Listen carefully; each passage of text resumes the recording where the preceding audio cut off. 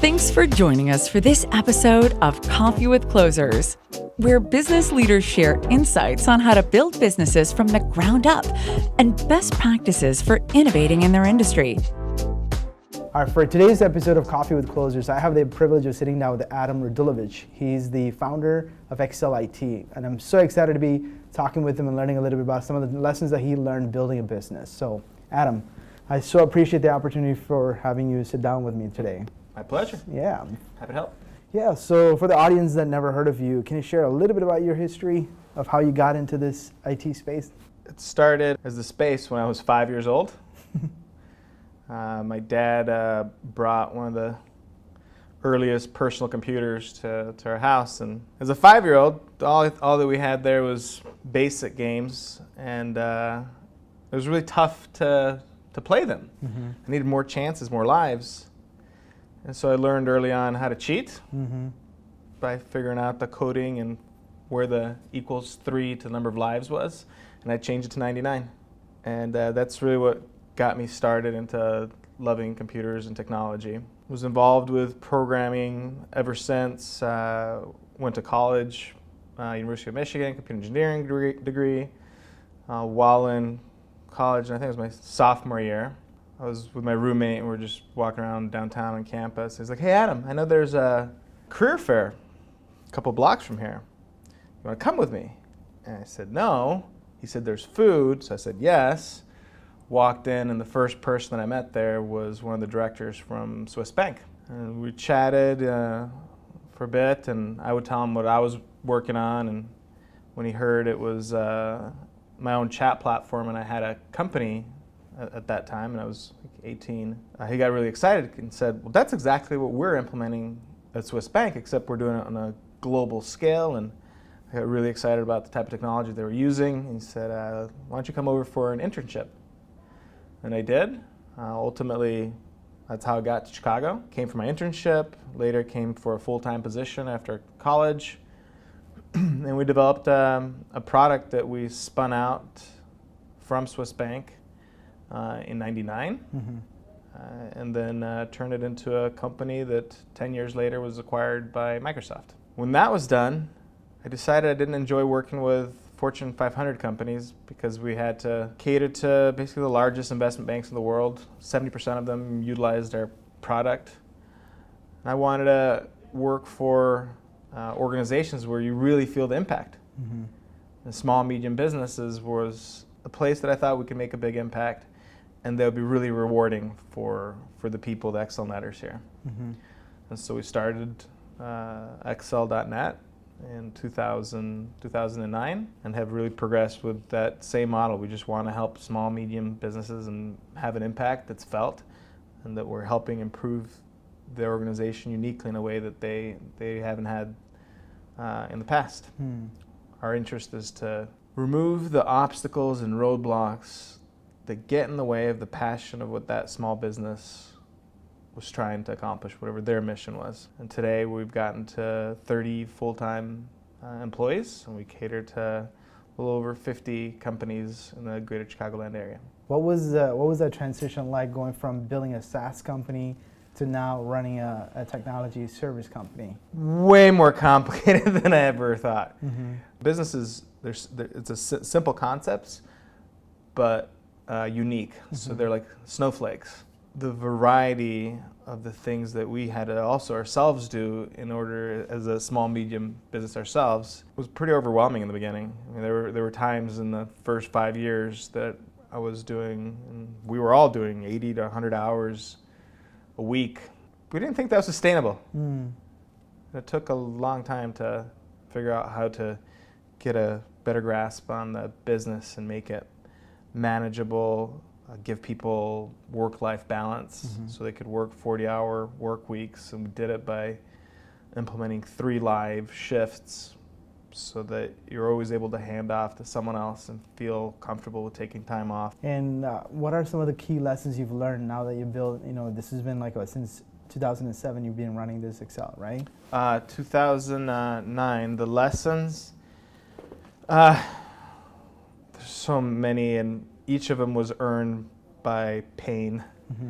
If we could rewind back time and get that right in the beginning, we would have avoided a lot of pain. The level of procedures and policies and documentation needs to be put together from day one. And we put it in by year 2 or 3, and it already got so complex. There was probably 5 times longer before we could push and get it ingrained in the culture. I think if we did it from the first day, the culture would have been much easier to establish and then grow from there. Third lesson, our approach to training salespeople. Our expectation of how long it takes and what level of training you have to provide was very different when we started than what it is now. I think in the beginning we thought, hey, we're gonna hire salespeople and 30, 60, 90 days, things just happened and it'll just work. Each role had a different cadence of how long it took to train them. For inside sales, we expect them to take 6 to 9 months before they're producing quality and the right type of appointments. For outside sales, for them to be productive, closer to 2.5 or 3 years, where previously we thought 6 to 12 months. And that change of expectation for us and for the people that are being hired in the sales department is huge, because we'd mutually feel like things are failing early on if we thought, well, you should succeed within just a couple months. And when that doesn't happen. Yeah, I want to drill into all 3 of those points, because obviously you've learned some really hard lessons through going through those. So in terms of finding the talent, you've mentioned like, hey, if we had selected the right people to take the right roles, it would have eliminated a lot of those headaches. So what are some of the things that you're proactively doing today to make sure you are finding the right people for the right job? The recruitment process, whittled down to the essence of what's required, has a couple of components. There's a number of surveys that we use that help us ensure that the type of person applying for the role matches for what the role needs. We utilize a company called Culture Index, an offshoot, and has similarities to DISC or Predictive Index. That tells us, here's the character type that this role needs to be successful. And it's a guide. Then we also use Wonderlic. Wonderlic helps us understand the motivation, personality, and aptitude based on that role again, so we can make sure there's a blend from what's needed for the role and what the candidate has. It tells us the likelihood that they'll be able to feel successful in that role without too much stress or anxiety. Combine that with an early 10-minute, think of it like speed dating, culture, phone interview, just to make sure there's a match. People then go to the next step, which is technical. If it's technical, sales, if it's sales. And if the test phase passes, then we do a final step, which involves the whole team that person is going to. Everyone gets invited into the room with a candidate. And the message is the candidate is choosing whether they want to be part of this team. This is their chance to go, here's who I'd be spending a lot of my time with. Do I want to be part of that group? And vice versa. Everybody that's on the team also gets a chance to choose to have somebody join their team or not. So you have very early buy-in from everybody there. They said yes before somebody forced into the team. It's really their opportunity to say yes, yes, I'd like to work with this individual. Yeah. And that's gone, I think, a really long way to, with all those steps, increase the likelihood that somebody's going to succeed. Yeah, and it seems like it's not a surprise when you bring on a new candidate. Like they already know, hey, we've met this person, we like this person. I've heard something called like a canoe test. Like they ask, hey, if you were stuck in a canoe, what would you do with this person? Would you, how you would react with that person? And the second point you touched on was actually about documenting the processes and procedures. Are we talking mostly around the HR manual type, or are you talking more on how do you do what they do here? What were you referring to in terms of documenting? Everything. Okay. So if it's a policy like an information security policy, procedure on how to, and you saw the RFID, the key card access. I mean, figuring out how to add a new person in there. There's a procedure that's written out with each step documented with image and pointers of what to do exactly for basically anything that we do here now. There's not an ambiguity when you're a new person. You come in here, you're sitting in a role, like, how do I do X, Y, and Z? Well, here's step-by-step instructions that you can easily follow to do that part of your role. And are you using some sort of a software to manage all of that? So we use a tool called Suite Process that converted our wiki-type documenting processes, which you write, think of it almost as a manual process. You write documents that really worked well when you have 30, 40 procedures and you can keep them updated. But we now have probably 2,500 different procedures. Made it impossible to really manage those. More than just search and find. Think of how do you keep them all updated? What frequency to update each one? Who should see which processes and procedures? Because you don't want to say, here's 2,500 policies and procedures that you have to understand. Suite Process allows us to narrow down that noise, and based on the person's role, they only see those policies, procedures, and processes that are relevant to them. The managers of those departments then are accountable for the reviewing of those policies, procedures, and processes for their department based on the frequency that's set on those. So it really puts a life to all the policies, procedures, and processes. In addition, when you're executing one of them, you track the execution of those so you can see that it was followed and all the steps. Obviously, from a lot of the lessons that you're sharing with me today is things you learned just going through the pain of actually having to deal with some of those things.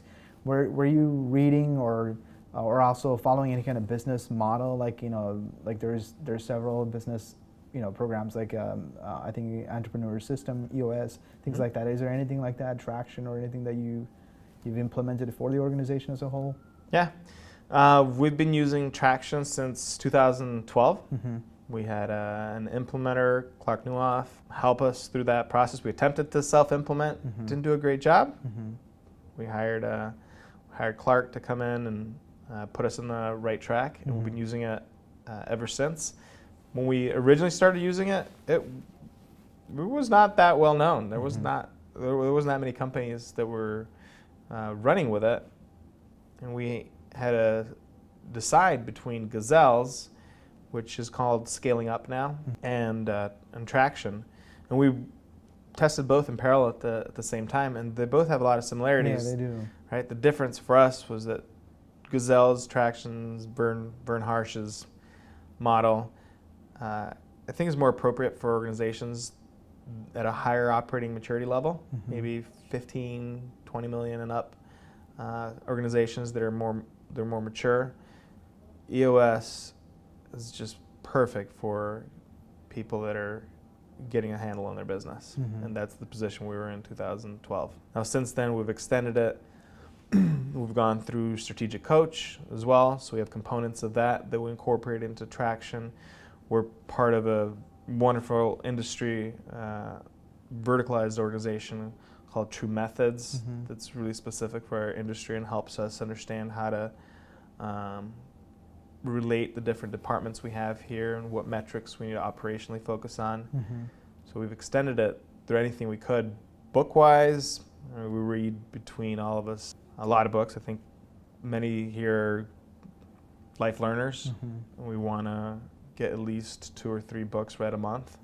So you'll see on people's personal, they're called personal VTOs, or their 12-month plans.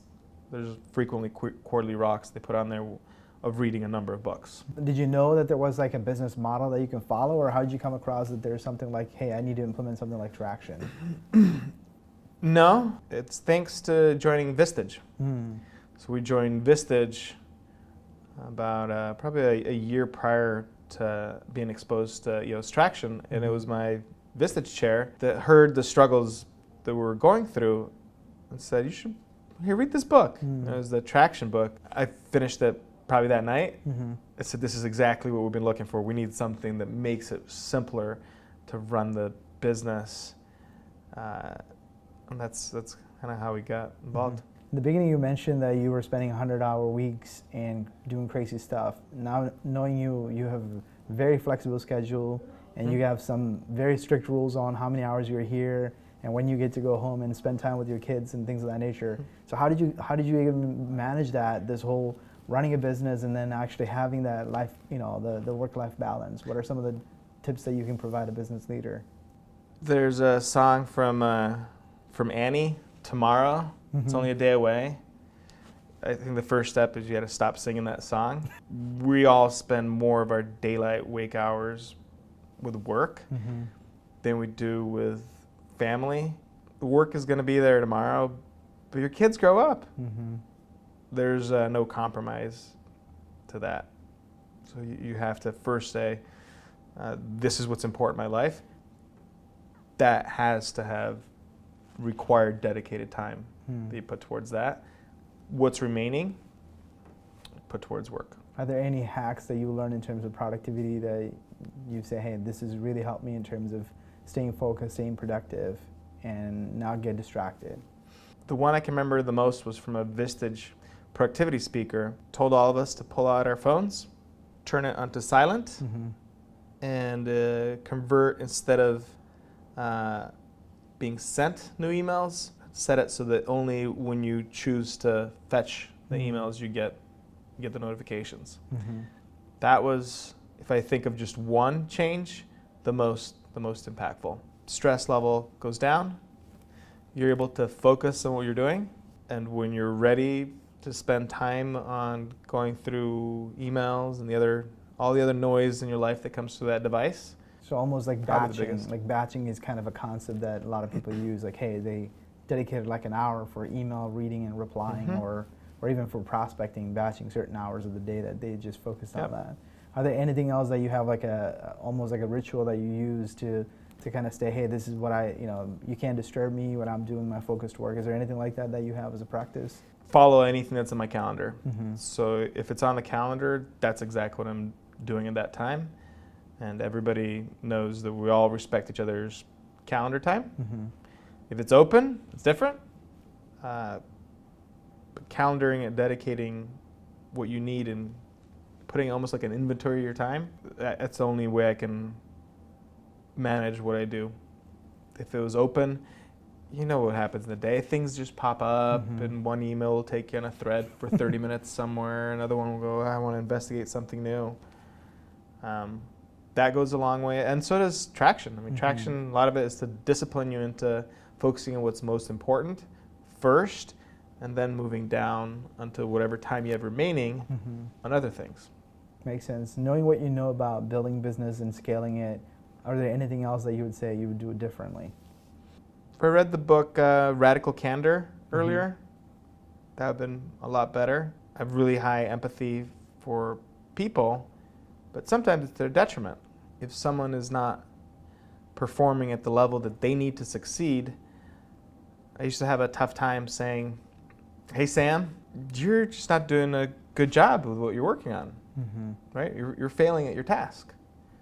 Being able to say that with empathy, hearing it potentially would hurt, but ultimately it would be the best thing for that person. That was the lesson from Radical Candor. And it's not just in business, just in personal life as well. Better for both parties. You don't want to cause what you imagine as pain. When you start doing it, you realize that that's the kinder act, not preventing the truth from being heard. Yeah, and I think people fear confrontation. They don't want to, shake the boat, so they try to avoid those kind of crucial conversations. I think there's another book that kind of talks I read about that one as well.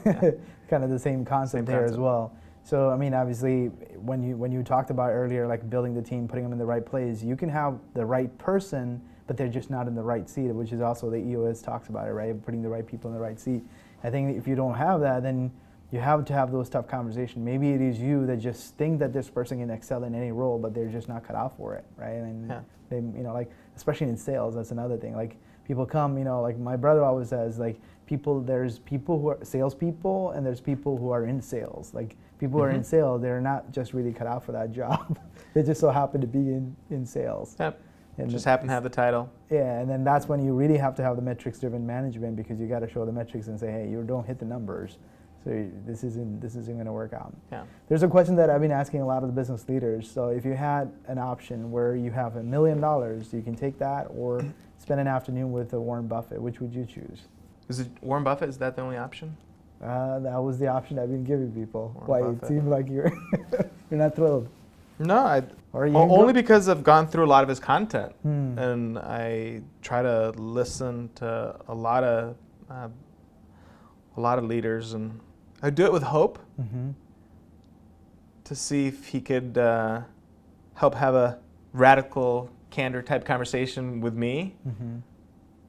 The reason why I joined Vistage is because I don't know what I don't know, and it would be with the hope that he'd be able to make a shift somewhere in my thinking that would help allow me to grow to the next step. His concepts and philosophy is very simple, though. It is very simple, but there's something in there that we're not interpreting at his level that I'm assuming, and that's why I answered the way I did, I'm assuming if he has a conversation with us, he could see that we're missing some nuance about that simple concept, that if he could just make a little change to it, would really unlock the intended potential of that simplicity that he has. Sometimes you think money is greater, but obviously the opportunity to share, a lunch with someone like that can open up your eye to see some even bigger potentials and opportunity that you would not otherwise. Yeah. I do it with optimistic hope, but not with the certainty. So I'd hope that there would be something in there. And that's why I read so many books. I'm looking for the different perspective, looking at that item from a different vantage point, hoping that clarity really shifts my thinking. I've had enough of them happen that I know they exist. I just won't know when I'll see the next. Yeah, and even the fact that you're part of the Vistage, which I know for me personally, it's a time commitment, so I've avoided joining those organizations. I was with some other business coach that we've committed for almost 3-4 years, but then it became such a burden because we had to do the homework and we had to be ready for, and it was an accountability thing, right? And so you have to take time and invest into learning more. Otherwise, you only know what, like you said, you only know what you know. Yeah. And there are people who's gone before you that had the similar experiences and can direct you in the right path. There's other people who made a path. I'd rather follow it if it's a path that leads to where we want to go, blended with always attempting new paths, because I think if you always follow somebody else's path, you're just going to lead to the same destination. That's not probably what you want to do. That is true. So I try to combine those two, and that's how I articulated why I joined Vistage. When they asked me, like, why do you want to join? I don't want to step in the potholes that somebody could tell me about ahead of time. I'd rather not repeat the mistakes that others have repeated. That's so true. I mean, that's why you stumbled into EOS, and now look where you are, right? And all those lessons learned and have helped you scale the company where you are today. Any closing thoughts or wisdom for our audience? To just remember what you're doing it for. Running a business, for anybody that's currently running a business, they probably know by now. It's got to be a passion, and you have to have the right reasons. Money is probably not the right reason. If you can think of the day that it will come if you put enough passion behind it, that money, you'll have the money. My favorite coach, my favorite personal coach, Gary Pica, says money's a great motivator until it's not. So imagine that day, if you had a stack of money that you're looking for, would you still do what you're doing tomorrow? Yeah. If the answer is no, find something. Maybe rethink that, and find that thing that you want to keep doing and you're really good at. Cool. Thank you. Well, thank you, Adam. Thank you very Appreciate you sharing the afternoon. That was great. Awesome. This episode of Coffee with Closers is brought to you by One IMS, a leading digital marketing agency helping businesses win new customers. To request a free marketing ROI audit, please visit oneims.com. If you enjoyed this video, please share it. To make sure you never miss an episode, please subscribe.